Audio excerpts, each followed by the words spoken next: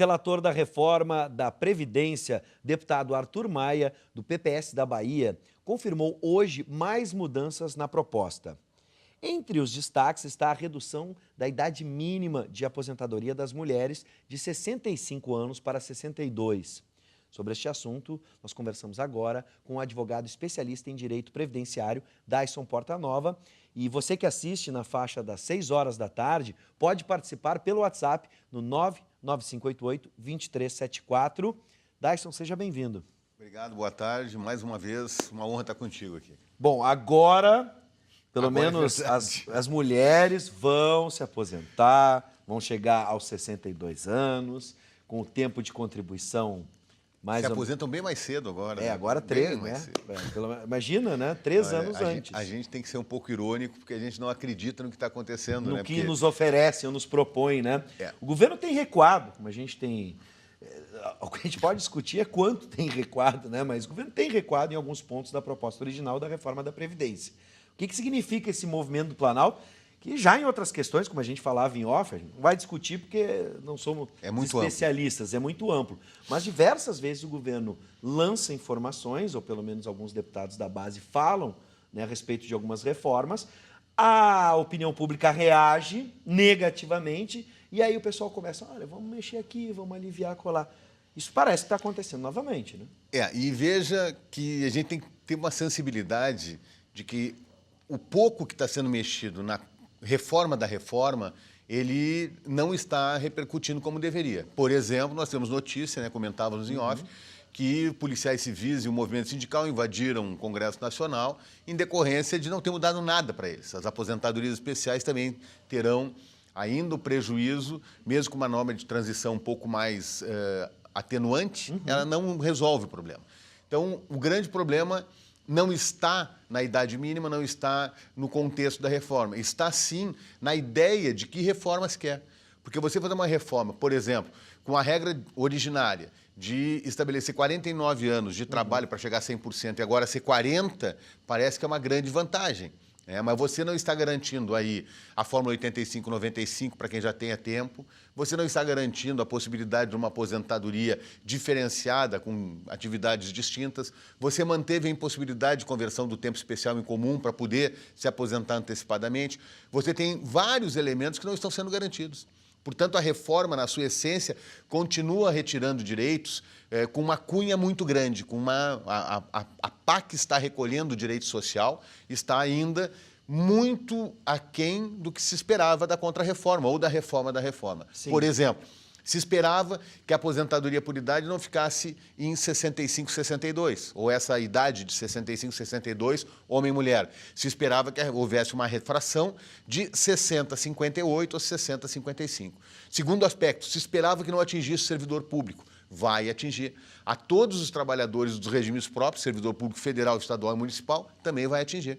Sim. Lembra que o Temer tinha dito que não, os municipários e os estaduais não serão atingidos. Depois ele disse que não é bem assim. Se não fizer reforma em 6 meses, atinge. Agora atinge de novo.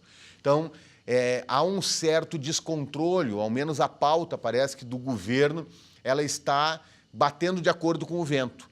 Entendi. Então, consequentemente, nós deveríamos sim fazer uma reflexão um pouco mais profunda para sabermos o seguinte: será que é o momento de se fazer uma reforma com tanta contra-informação, desinformação ou informação mal utilizada? Ou até mesmo instabilidade política e falta de credibilidade, de confiança nos governantes. Muito se discute até mesmo a legitimidade numa proposta dessa que não passou por um pleito eleitoral. Perfeito, mas veja só, vamos trabalhar um pouquinho com a legitimidade, né? Mesmo na entrevista ontem, do presidente da República, dizendo que era uma vingança do Eduardo Cunha contra os votos, nós ainda vamos discutir legitimidade?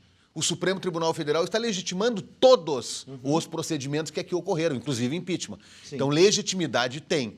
Claro. Legitimidade jurídica. O rito foi cumprido. Foi cumprido, a legitimidade jurídica está posta. Então, tudo que acontecer, que nós, na sociedade, permitimos por este governo, será legitimado e terá eficácia.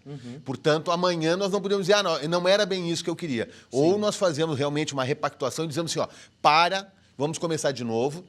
E é importante também que se diga que a Fundação Ulisses Guimarães, que comanda a estrutura de educação e de debate do PMDB, na sua ponte para o futuro, avisou a sociedade que esta seria a reforma. Né? Então, ninguém pode dizer assim, eu não sabia que o PMDB do Temer, quando assumisse pós-impeachment, não ia fazer essa reforma. Estava dada. Esta, a trabalhista, né, algumas outras que vêm do ponto de vista econômico, tributário e financeiro. Então, foi avisado. E a sociedade permitiu isso. Então, nós temos que fazer, assim, essa reflexão. Mas, veja, a preocupação da legitimidade, ela se esvai, porque o Supremo Tribunal Federal tem sido o balizador desse rito. Talvez a discussão seja no âmbito moral, bom. de que se a classe política Perfeito. tem moral de meter a mão na cumbuca. Não, e aí nós temos também, permite rapidamente, claro, né? Claro, exatamente por esse aspecto, nós entendemos o seguinte, olha, a aprovação do voto do relator se deu em um dia, de uma discussão que nós estamos travando já há 2, 3 meses e não conseguimos ter compreensão plena de toda esta reforma. Ou seja, causou espécie, né? O relator, um deputado aqui do Rio Grande do Sul, apresentou um voto em menos de 24 horas. Agora se apresenta uma reforma da reforma também em menos de 24 horas. Então a sociedade começa a dizer o seguinte, olha, não é bem assim, vamos parar. Porque trabalhador rural tem sido muito maltratado na reforma, Verdade. Aposentadorias de trabalhadores em atividades penosas, perigosas também, aposentadoria dos policiais. Por que os militares não entraram? Por que os deputados agora estão entrando de uma forma ou de outra? Então, esse contexto todo está levando para a sociedade dizer o que tu está dizendo. Sim. Para um pouquinho, não é bem assim. Bom, você de casa pode participar da nossa conversa pelo WhatsApp 99588-2374. Eu tenho uma lista de perguntas aqui, mas algumas você mesmo de casa vai trazendo e vai adiantando a minha pauta. Por exemplo, como a Patrícia Costa, que está me ajudando lá em Esteio. Seja bem-vinda, Patrícia. Ela diz assim, na proposta atual do governo, como fica a questão das pensões para viúvas e filhas de militares? Isso vai ser mexido? Bom, a gente sempre tem que trabalhar, eu vou trabalhar um pouco do discurso do próprio governo. Direito adquirido não se toca. Inclusive de um direito adquirido que seja exorbitante. Alguém ganhar 50, 60, 100 mil reais de pensão. Né? Bom, isso não pode ser mexido. Com relação às pensões de viúvas e militares, portanto, quem já é viúva, quem já recebe a pensão, quem já está com seus benefícios garantidos, não se mexe. Daqui para frente, também não vai se mexer, mas o governo já está sinalizando o seguinte, olha, nós vamos começar a tributar ou incidir contribuição sobre a pensão dos militares, sobre a aposentadoria dos militares e nós vamos majorar a contribuição dos militares. Por quê? Porque o déficit dos militares, por exemplo, neste bolo todo, representa 50 bilhões de reais. Neste bolo. Sim. O déficit dos servidores civis é um pouco maior, porque é um número muito maior de pessoas. O déficit da Previdência, supostamente existente, é um pouco maior ainda. Então, mas nós temos que identificar isso. E a sociedade se rebelando com essa questão, voltando à questão da nossa da Patrícia, ela vai sim ser mexida, mas não agora. Sim. Futuramente haverá uma reforma e terá, sim, algumas alterações nas pensões. Ainda não, mas no futuro, sim. Bom, dos militares. O direito adquirido se conserva, né? Perfeito. Bom, quais pontos podemos destacar em relação à proposta original da reforma que foram apresentados nas últimas semanas? Alguns a gente falou, mas se tu quiser citar outros... Eu acho que assim, uma das coisas importantes é que a norma de transição, ou Exatamente. seja, essa norma, para mim, ela vem acolher exatamente o clamor dos trabalhadores mais jovens, intermediários e que estão às portas da aposentadoria. Não mais será limitada entre 45 anos de idade para a mulher e 50 para o homem. A transição será integral para todos os trabalhadores, ou seja, não mais distinção de idade. E o pedágio não será mais de 50%, ele será de 30%. Então, a maldade diminuiu, né? Mal falando assim, né? Então, porque a gente também tem que dizer, isso não é o ideal, né? Sim. Mas a maldade diminuiu nessa regra de transição. Outra maldade que diminuiu. Benefício de prestação continuada, na apresentação do relatório, ele poderá e deverá ser vinculado ao salário mínimo. Que antes podia se estabelecer um fracionamento diante da idade dessa pessoa com mais de 70 anos ou não. Sim. E também o benefício de prestação continuada cai de 70 para 68 anos. Que a Organização Mundial da Saúde trata esta relação de idade no mundo, não só no país, nos países desenvolvidos, subdesenvolvidos ou em desenvolvimento, ela trata num patamar menor, ela trata em 63 anos de idade. Nós já tínhamos a regra aqui em 65 e havia um projeto para diminuir para 60. Então, nesse equilíbrio de idades, sim, há uma dificuldade muito grande. Por que isso? Porque o nosso país, de dimensões continentais e de interesses multiplicados do ponto de vista econômico. Nós temos estados muito pobres, né? E pessoas que não chegam até 70 anos, 68, sequer a 65, essas pessoas não serão alcançadas por benefício de prestação continuada. Acho que esse debate deve ser aprofundado no Senado Federal, que a bancada no Senado ela tem sido mais sensível do que a própria Câmara. Bom, a gente já tem mais uma pergunta aqui, é o Leandro de Guaíba, um forte abraço para o Leandro. Boa tarde, trabalho desde 1999 e tenho 39 anos. Quando me aposentarei?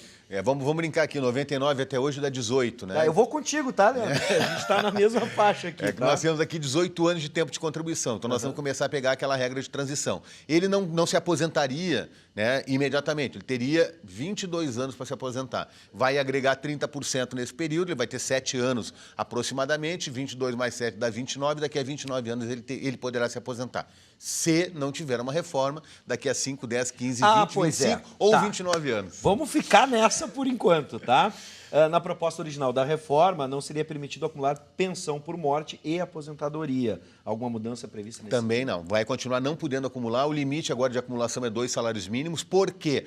Porque há uma necessidade de se igualizar alguns setores ou de garantir uma subsistência em setores. Por exemplo, do trabalhador rural. Em regra, atividade de economia familiar, né? O esposo e a companheira podem se aposentar, em regra, com salário mínimo. Se esse esposo ou a companheira falecer, um salário mínimo da pensão será gerado, então até 2 salários mínimos é possível acumular. Acho pouco.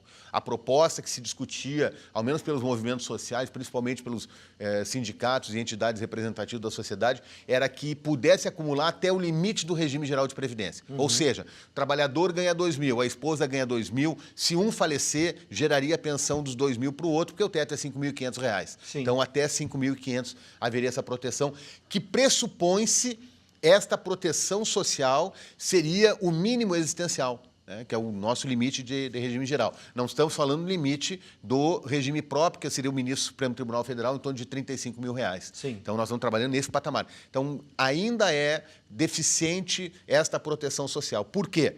Um trabalhador que ganhar um salário mínimo e meio e a esposa ganha 1, não vai poder acumular a pensão com a aposentadoria. Não vai chegar, vai chegar só a 2 salários. Então, opta pela mais vantajosa. Bom, o Jair da Restinga, um abraço para o Jair. Boa noite. Minha dúvida é se a aposentadoria por idade seria tipo aposentado por invalidez, com salário mínimo não integral e não é repassado para dependente em caso de morte do beneficiado. Veja, a aposentadoria por idade, ela vai continuar com o mesmo sistema, a mesma ideia de proteção, né? Porque o risco social aqui é a idade, que continua sendo 65 anos. O risco social 65 anos para o homem permanece, para a mulher era 60, passou para ser 62. Bom, aposentadoria por idade, havendo falecimento da parte, gera pensão nos limites de acumulação, se não tiver nenhum outro benefício.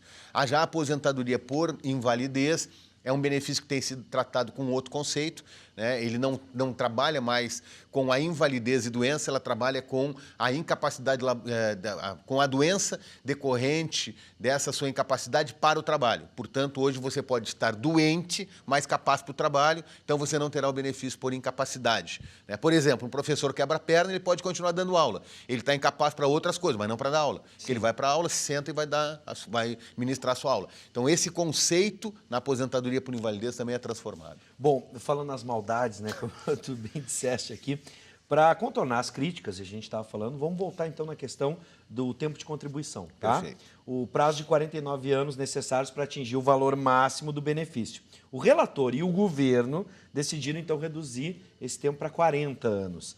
É um avanço? O tamanho da maldade, eu vou insistir nessa. Não, mas é que assim, o chicote pegou um pouquinho mais leve só, né? Então, por que isso?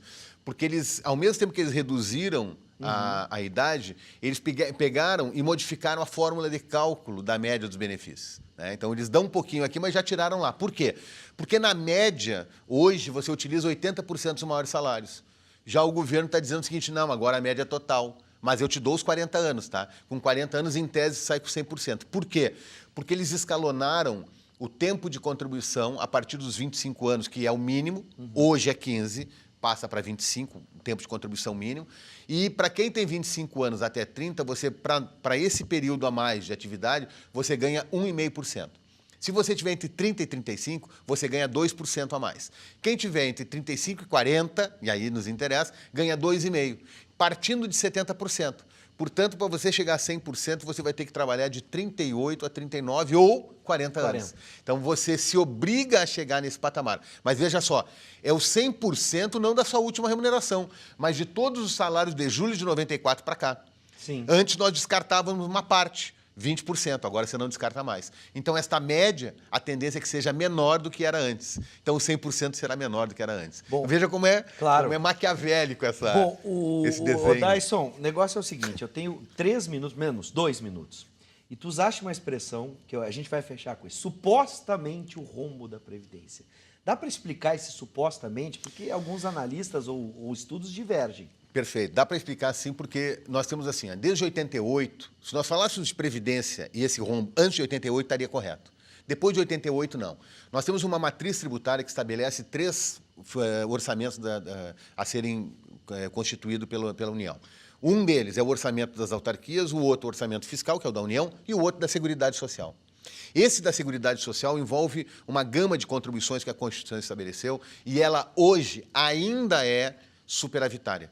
Seguridade Social é o quê? É o sistema que protege o subsistema de saúde, assistência e previdência. Então, esse sistema, ele arrecada, por exemplo, 700 bilhões de reais. E este sistema gasta 680 bilhões de reais. Só que esse sistema que arrecada os 700 bi ainda tem desoneração de receita que nós tivemos, por exemplo, da linha branca automotiva e grandes industrializações de ocupação de mão de obra com o programa de pleno emprego e temos a DRU, que era de 20%, passou para 30%. DRU é desvincular esse dinheiro que tem da Seguridade Social para gastar em outro fim. Pois é. Mesmo assim é superavitário. Mesmo assim? Mesmo assim é superavitário. Sobra 20 bi. Então só se tira dinheiro de onde tem. Então, o que o governo quer? O governo quer pegar esse dinheiro da Previdência, da Seguridade Social e jogar na dívida fiscal. Jogar para pagar a dívida interna do país. Sim. Então, o grande problema hoje é saber o seguinte, qual é a nossa opção? Nós vamos pagar a dívida ou vamos fazer garantias sociais? Perfeito. Então, o sistema é superavitário, eu não estou dizendo que ele é permanentemente superavitário, né? Claro. Mas se nós tivermos uma economia em ascensão, quanto maior a ascensão econômica, maior a inclusão social, maior o posto de trabalho ocupado, maior será o superávit envelhecimento da população. Aí é o terceiro elemento, aí Sim. é a densidade demográfica. Só que a nossa densidade demográfica ela também está estagnada. Sim, Por quê? claro. Porque nós tivemos um retrocesso, uma estagnação também no sistema de saúde, melhoria de condições hospitalares, de higiene, que é a questão habitacional e também o saneamento básico. Grosso modo, tá? Vou resumir bem. Se fosse só para pagar a sua aposentadoria, tem e sobra. Tem, e sobra. E sobra. O problema é que aí tá. Aí os cálculos já vêm com o Dyson e por isso ele sempre nos atende. E eu quero te agradecer. Do fundo do coração, é sempre bom te receber aqui. Venha mais vezes. Eu que agradeço, mais uma vez, assim, ó, é algo importante essa conexão, né? Porque nós temos que conversar com o público sobre um tema que é árduo, cansativo e inesgotável. Porque hoje tem uma reforma, daqui a 2, 3, 4 anos teremos outra. Ó, bate na madeira aqui. Ó. Infelizmente. Aqui, mas é assim, real esse é o processo.